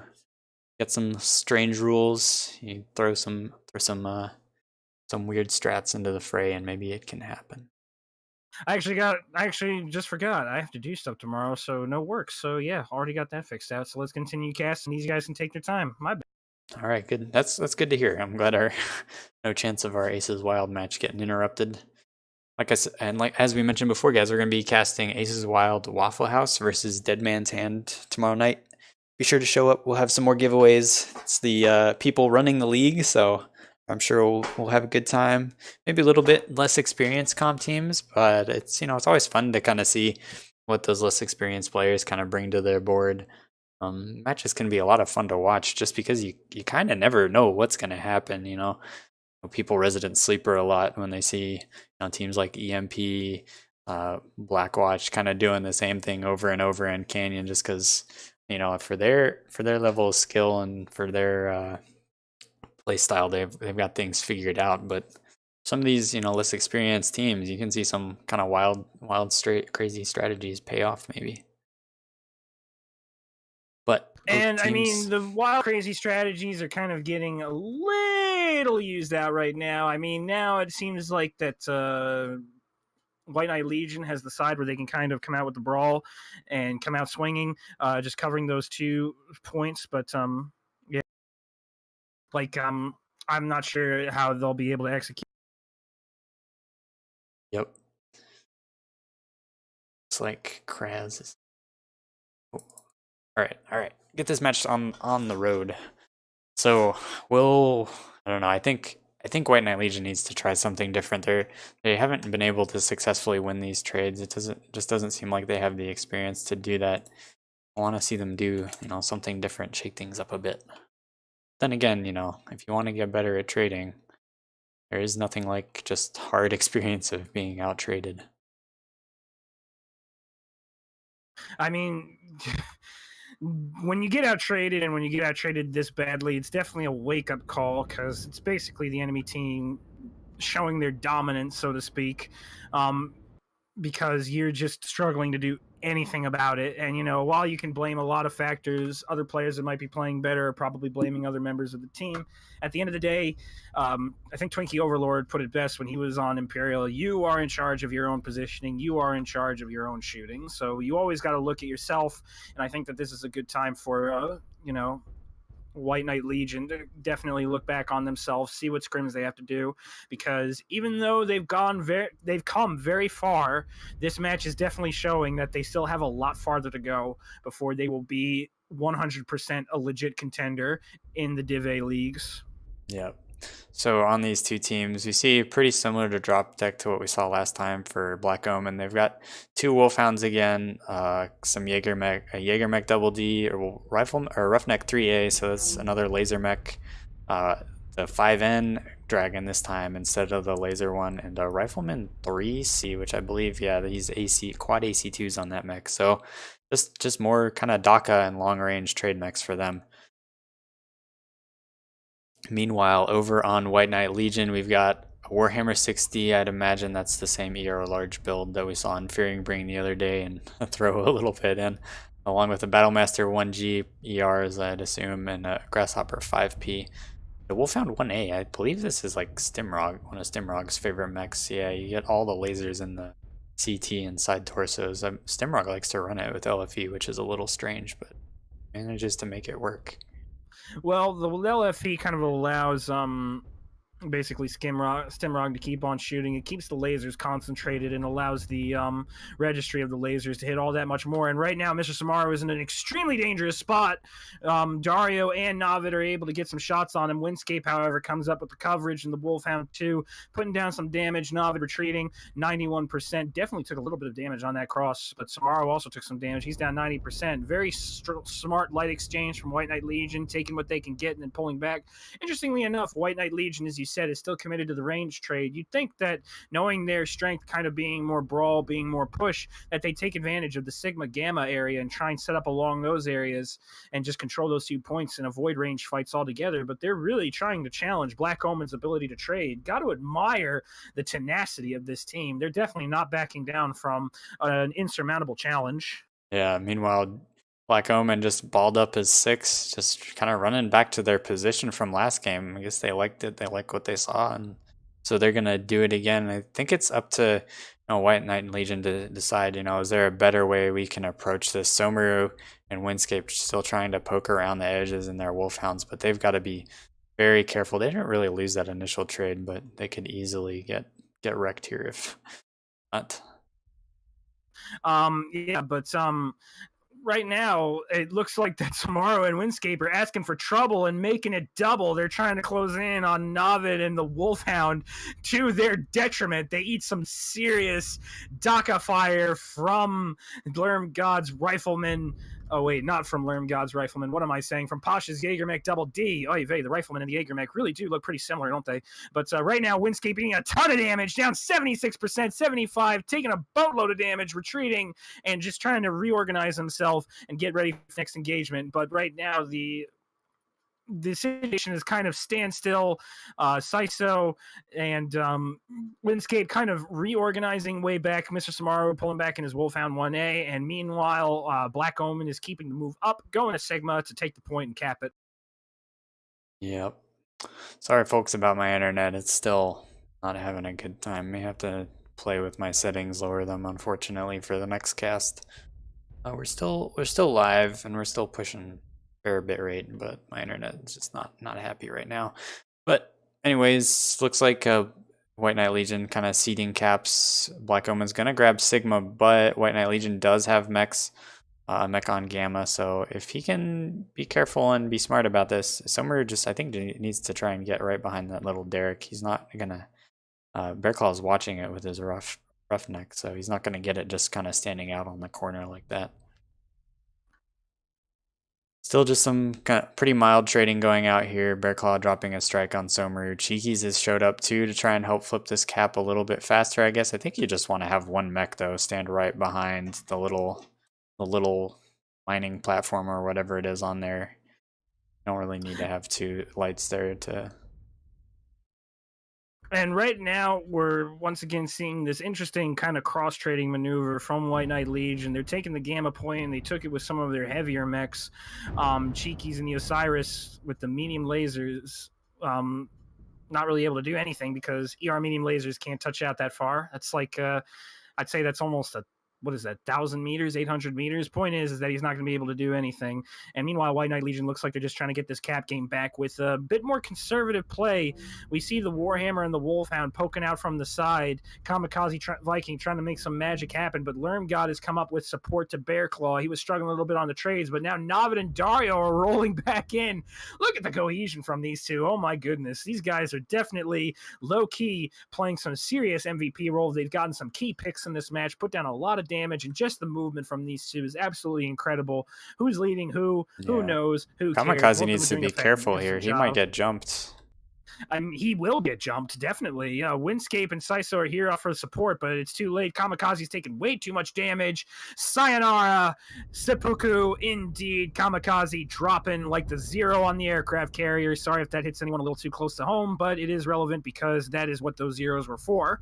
Meanwhile, Saiso and Windscape trying to pull down some range fire on Bearclaw, Lerm God, Dario, who are very intelligently poking the side, taking turns, getting in a quick poke in and out, and now Dario and Navid are getting very aggressive on Windscape, who's taken a lot of damage, too much damage actually, and he's not running away correctly. He's circling up and down instead of straight lining it. Gets shot in the back. Good shots by Lerm God, putting them in where he needs to, right in the breadbasket of his back center torso. And Saiso looks like he's going to be in a lot of trouble soon, trying to boost out of it. Lerm God picks off Mr. Samaru. All that's left is a weakened Saiso, Yonda, Udanta, and Cheekies. And this match looks like it's going to be another super clean roll in favor of Black Omen.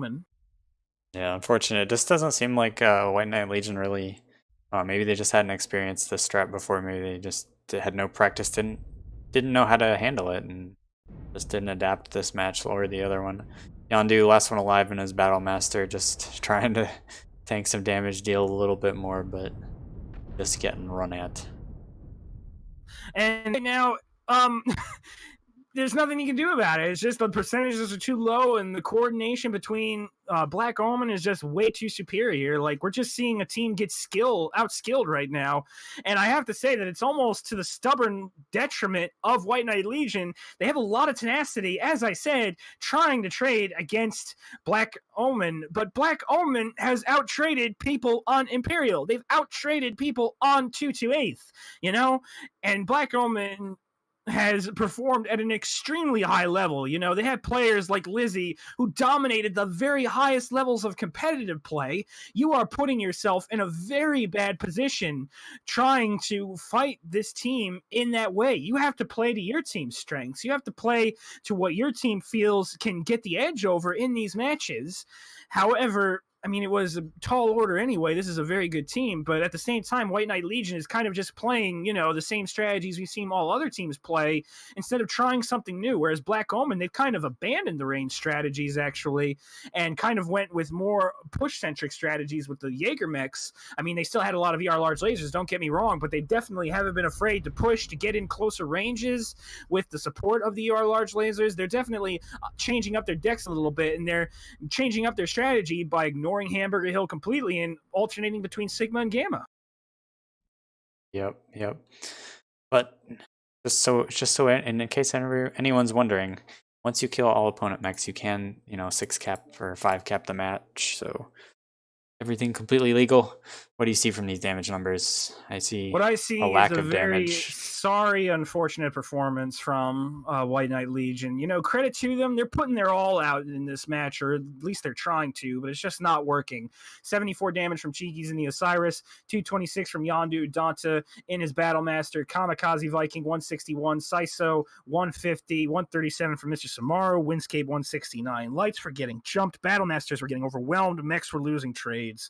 Meanwhile, Light Lance Dario doing 305, Navid 264, 2 kills to Dario, Lizzie 117. He wasn't really called to do much. Meanwhile, Pasha, almost 500 damage, 2 kills in the Jaeger mech. Lermgod falling with 2 kills as well. Less damage, 386, but once again, a very dominating performance from Black Omen, making a statement win, showing that they are elite.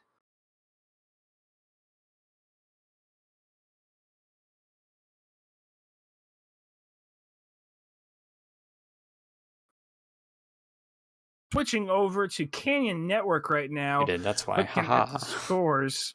I was wondering what happened. I was waiting for you to come in, but sitting there talking to myself. Yes. But yeah, you're right. It's definitely just kind of a show of why I think Black Omen, one of the top 3 teams in the league, definitely top contenders, along with Blackwatch and EMP. I think the favorites. But I think it's going to come down to what does White Knight Legion go from here? Yeah, if they lose here, it's gonna put them back a little bit in the seedings, but they're still gonna be fighting teams who have a win. Well, I mean, keep in mind they've already lost, Toaster. It's 4-0.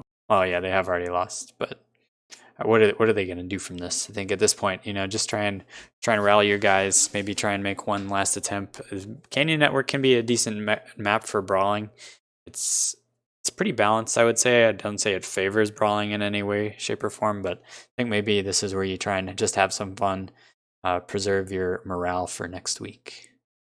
I mean, they just really need to get back to scrimming teams. They need to get back to getting the trades up. I mean, I understand that Scrims and MechWarrior Online are very hard. That's kind of Imperial, Black Omen, T28. They have inflated rosters, so that way they could just run internal scrims to keep their skill levels high. White Knight Legion probably doesn't have that luxury, but they just have to try and take the scrims with the teams that are available they can get. And, hopefully that this will be a call to some of those other high-level teams. Imperial, Black Omen, 228. I understand that you guys do scrim from time to time, but offering teams like White Knight Legion who are on the cusp more scrims would be much appreciated. These guys are definitely putting as much as they can into this competitive scene. It seems like that they may have just as much drive as you do. Any assistance that top teams can give to other top teams would be appreciated. I know that normally teams that seek a competitive edge wouldn't necessarily scrim, since that means exposing strats, mech builds, and potential weaknesses in pilots. But with a scene that's as small as this, with as little teams compared to competitive scenes like Counter-Strike, League of Legends, Dota 2, even Apex Legends has a bunch of teams, PUBG has a bunch of teams, like hundreds of teams.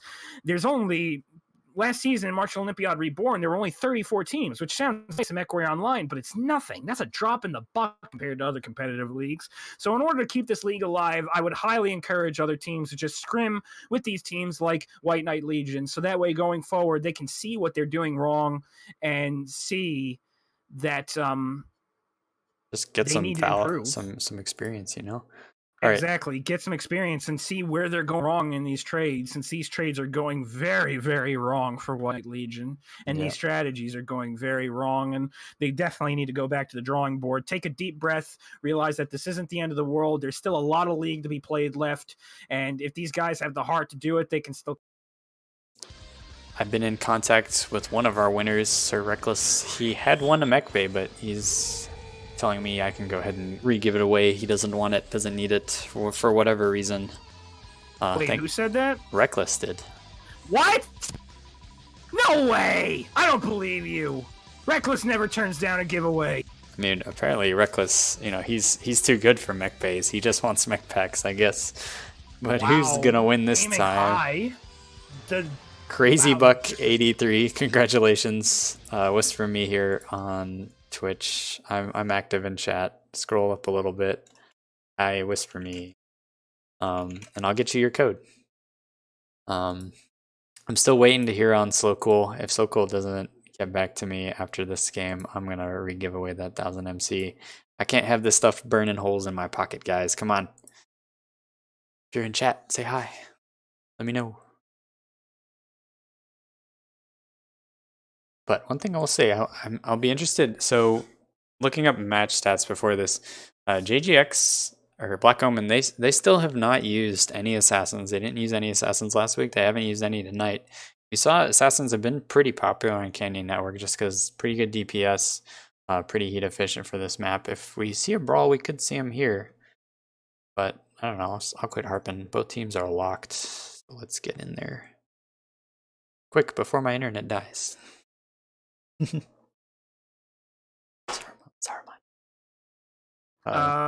internet's gonna die. What? No, that's not good. It's just having difficulties tonight. It seems to have evened off, but I don't trust it. I don't trust the internet, man.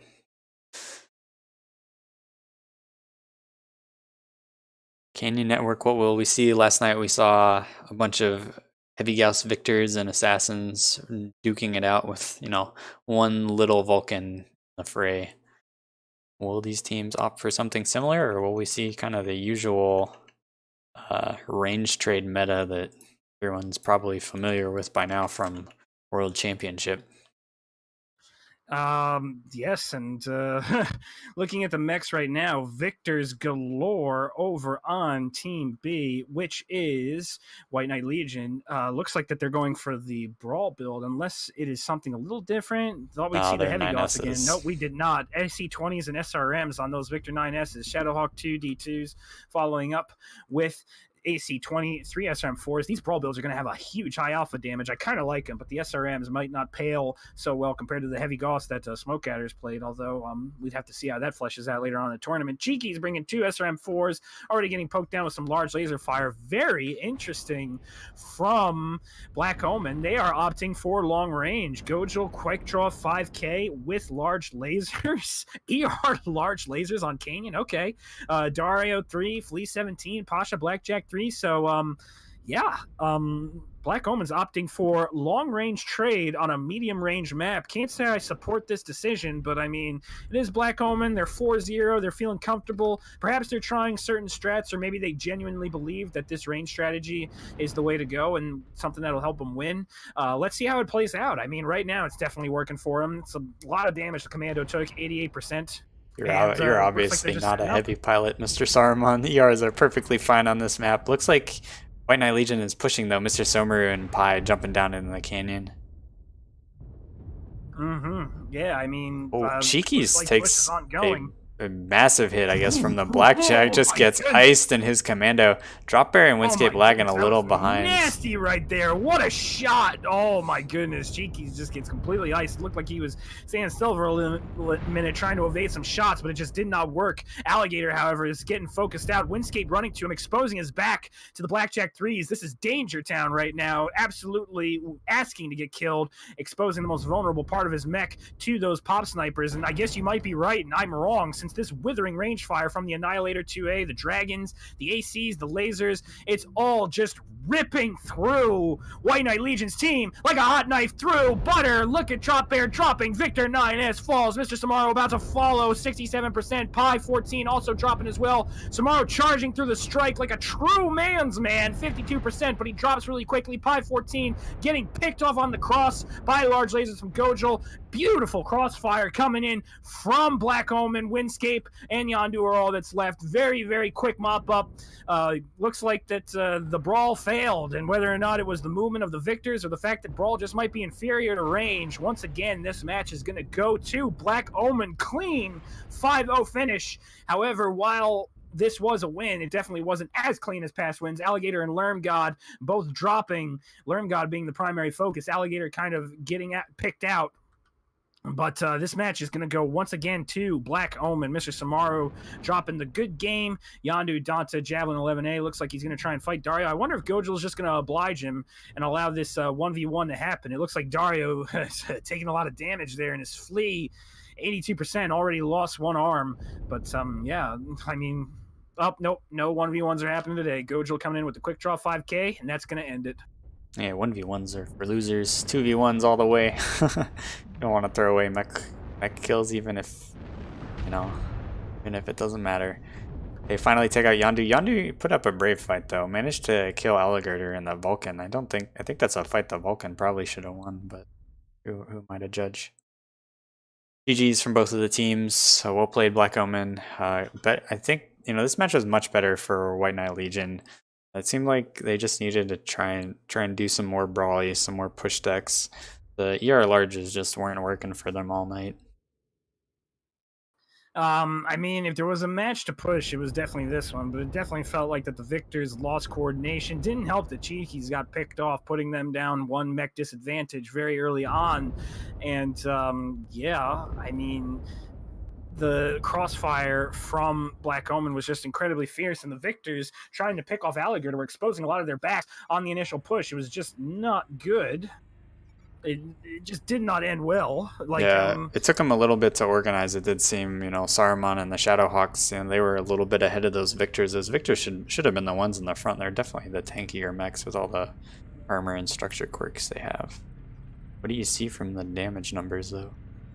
Seeing the damage numbers, little bit of a better game. Cheeky's dropping a donut in this game, unfortunately, after his pick. Victor 9S has dropped very quickly. Drop Baron Windscape, didn't break 200. Shadowhawks did some work. Mr. Samar, 350 damage. Very well played. Yondu, Donna, 266. Nice try. Lizzie and Lermgod, though, both doing a perfect 500 damage. Dario, 94 in his flea. Alligator, 132. Pasha and Gojil. Pasha doing 291 along with a crazy pick on Cheekies. Gojil 294 as well, but Pasha getting 3 kills. Once again, another solid game for Black Omen. Black Omen is going to advance in the bracket standings for the third round. Meanwhile, White Knight Legion is going to drop off a bit, but still nice attempt all around. Yeah, well played by these teams. So Black Omen advances with a 2-0 record. White Knight Legion relegated to the 1-1 records, but they can still bring it back. They just got to win some more matches, and they may even, I'm not sure they'll ever get another chance at beating Black Omen again, but they could have another shot, playing against some of these Div A teams. Someone's gonna have to lose eventually, right? I mean, yeah, it could be Black Omen. It could be any of the other top teams. Could be Imperial. Who knows? But right now, from what we're seeing, Black Omen just does not look like they're losing anytime soon. Lermgod on a tear right now, along with Lizzie. Those guys are playing at a seriously high level, aiming for the gold in ISC. Definitely going to be interesting to see how they play, especially when they go up eventually against 228 and Imperial, since I don't see them losing to any other team except those two. And even then, if they play as well as they play now, they could beat them. Sure. Why are these people not responding to my giveaways? Crazy Buck 83. Wow. Let me know. They don't want your giveaways? What? I don't want your I'm gonna have to start giving stuff to you, I guess. I don't know. Yeah, see, there you go. Just give it to Saruman. But no, I honestly, I don't want it. Like, I have more MC than I know what to do with, and I'm a light player, so I have more mech bays than I know what to. All right. I really don't need it. Like, I could give away MIMC for free, and I'd still have more than enough to buy, like, all the Mad Cats necessary to play in comp. I don't. All right. I'm going to load up. I still haven't heard from Slow Cool either. So I'm going to load up one more time. I'm going to try and give away. If you win this, I'm just going to give you both codes that our Don't. wonderful friend gave Well, us. how about this? How about this, Toaster? Let's try the giveaways again. If no one responds, we'll hold on to them and use them for Oh, I'm not. tomorrow. Yeah, I'm not giving you both codes. I'm giving whoever wins. And if they don't get given away tonight, we'll just have more stuff to give away I was going to say tomorrow. maybe try and run the giveaways twice again. But if you want to give one guy two, I'm gonna give one guy two. I give them maybe more incentive is what they need. Hold on, before you go with that, let's make it known in the chat.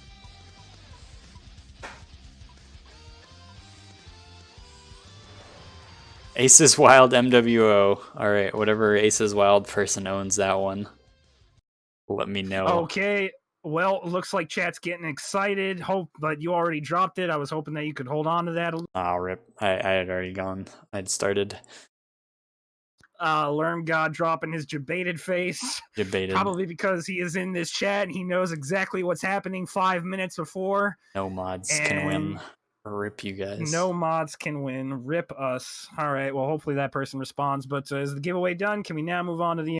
Yep, the giveaway is done. Aces Wild MWO1, so whoever owns that account. I'm going to guess it's an Aces Wild player.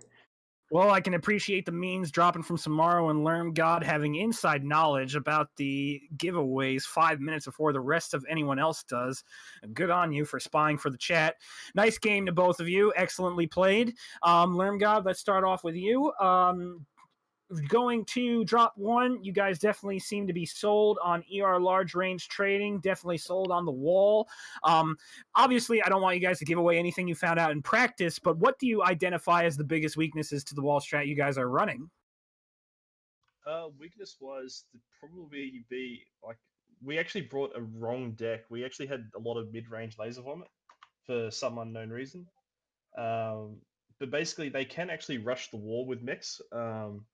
Like Vulcans and Assassins can probably knock us off the wall, but it's a pretty risky game to push the wall strat. Like you pretty much need to counter it with your own. And I see that's what White Knight Legion actually tried to do. Tomorrow, what was the idea behind bringing the Lerm Trebuchet, though? Thing with that is it can hit anything as long as something's seen. It can hit anything from any angle. Well, if that was the case, then why didn't you have some other mech maybe bring Tag or Narc or something of that case? Like, it felt like that you were taking way too much damage trying to get your own locks, or at least try and have a light be a bit more active on the wall to scout those locks for you, so that way you didn't have to sacrifice armor doing it yourself. You know, I don't know. I was a little flustered with some stuff going on this week. And I'm just not going to make excuses. We fucked up. Let's put it that way. Well, real life does come for us all, so really can't fault you on that one. Very nice try, but for drop 2, I want to go into that a little more. Your Brawl deck, what did you hope to achieve with that deck? Did you kind of hope to achieve what Lermgod was just explaining by bringing jump jet mechs to knock them all? Yeah. We were hoping that, I was hoping that they'd be there in a position where we could just pop up and smack them off the wall. They realized that much sooner than I was hoping, and then at that point, it was basically like, it was just dump down and try to control as many caps as we could, punish them as soon as they could appear.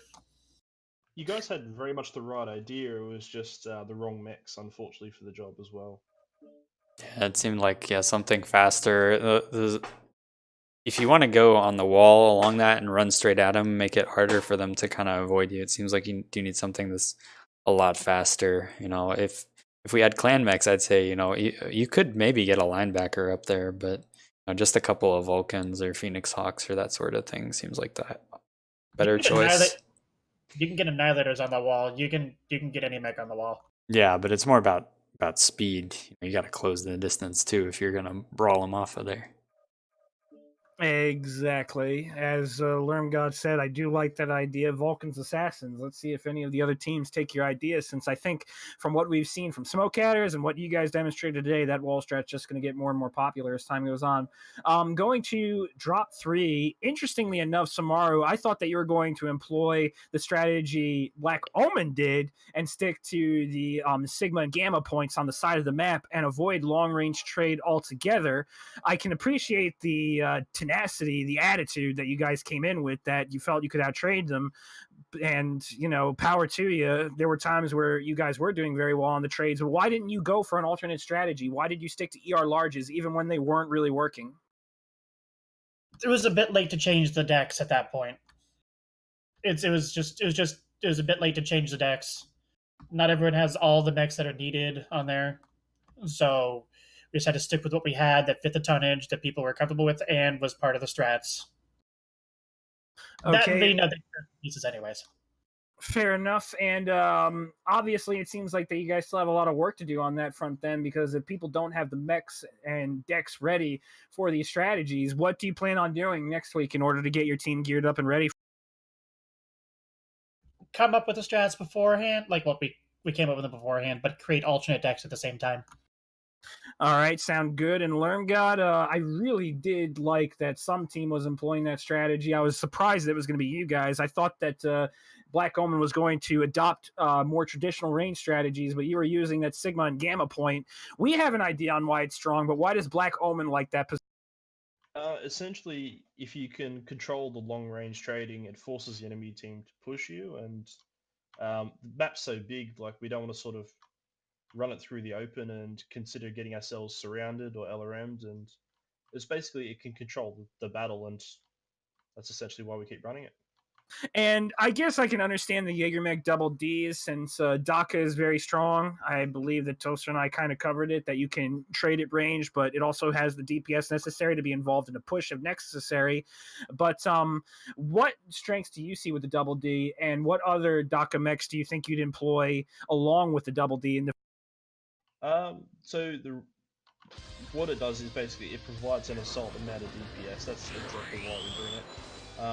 I've actually, between the drops, because they identified that and they actually focused our arms and torsos very effectively, knowing that we'd be XL. So I actually switched to Rifleman and I found out that 10% range quirk is actually probably a stronger mech.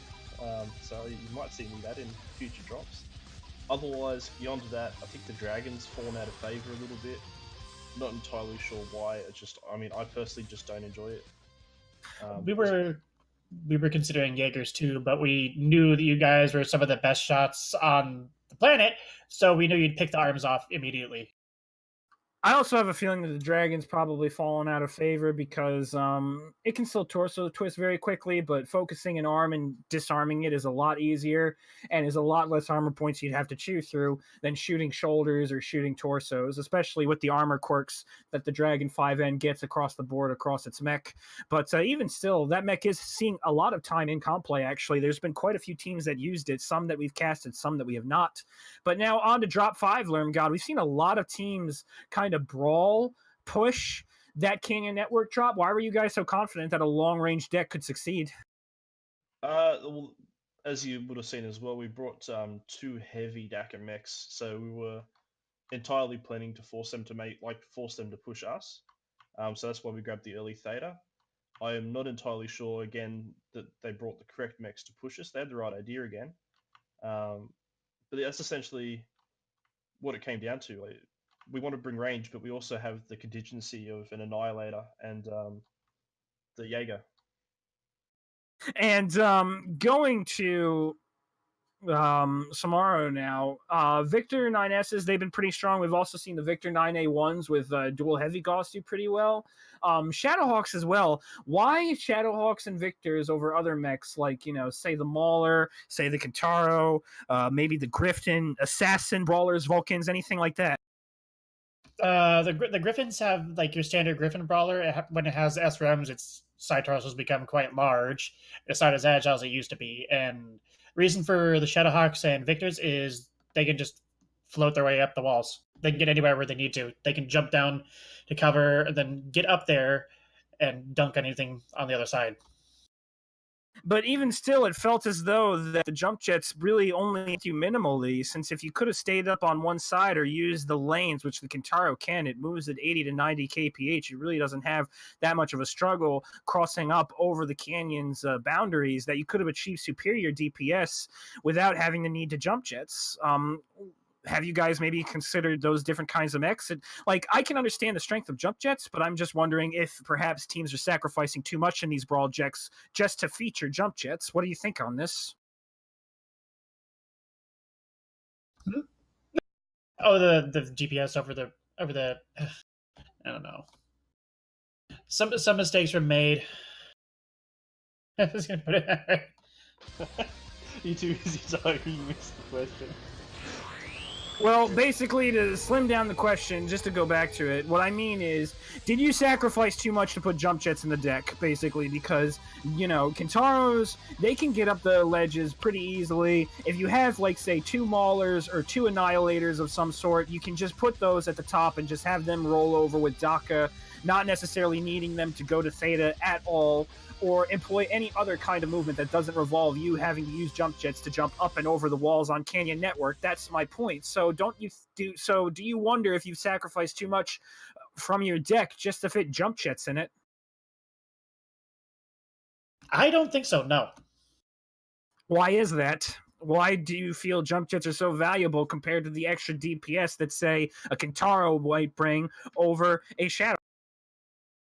If you get caught out of position in something without JJ's, you have to take either an unfavorable route, which leaves it takes too long to get to the fight, or you're just out of position the whole time. Fair enough. I don't think I have any more questions, Toaster. Anything from you? Just tilted because no one will accept my giveaways. Just give him to That's Saruman. good. He'll take everything. Give him to Saruman. I can't do I'll that. take it and then I'll give it away because it's kind of, that's just a running joke, Lerm God. It's not actually real. I have so much MC, I don't even need it. I have 3 Mad Cat Mark IIs that I bought purely from MC, and I still have more than enough to buy everyone else's team comp mechs. I don't need MC. It's a meme, just a little thing. You know, I don't need it. You're just ruining the meme, though. That's what you're doing now. Too You late. understand this, right? I do understand it. It's fine. Oh well. I don't know. Game ruined. I don't have any questions for you guys. It was good matches. Definitely a rough night for White Knight Legion, but you guys put up a good fight. Yeah, I don't know. I'm done with giveaways for tonight. Maybe I'll have better luck tomorrow. I tell you what, Lerm God, tomorrow we'll be doing giveaways during the Aces Wild match, so you guys can tune in and you guys can get these wonderful giveaways. How about? Yeah, I'm gonna stop kicking mods. Yay! I'm gonna have to just leave the mods in there, I guess. At least some of them show up sometimes. Well, you know what? If we have the guarantee that Lerm God and Mr. Samaro are there, then at least we can hopefully get those 2 in. And you know what? We know for a fact that they aren't bots, even though, admittedly, Lerm God is playing like he might have a little bit of an aimbot going on. We're going to have to launch an investigation, but that's a discussion for another. Yeah. I admit nothing. No, but seriously, Lerm, your team's playing very well. We look forward to seeing you guys later in the match. Like I said, I don't have any questions. Toaster doesn't. So, always good to talk to you guys. Lerm, tomorrow, always a pleasure. Mm-hmm. Catches, guys. Yeah. See you guys. Good game. Goodbye, Twitch chat. Bye, Twitch chat, and God bless. Yep.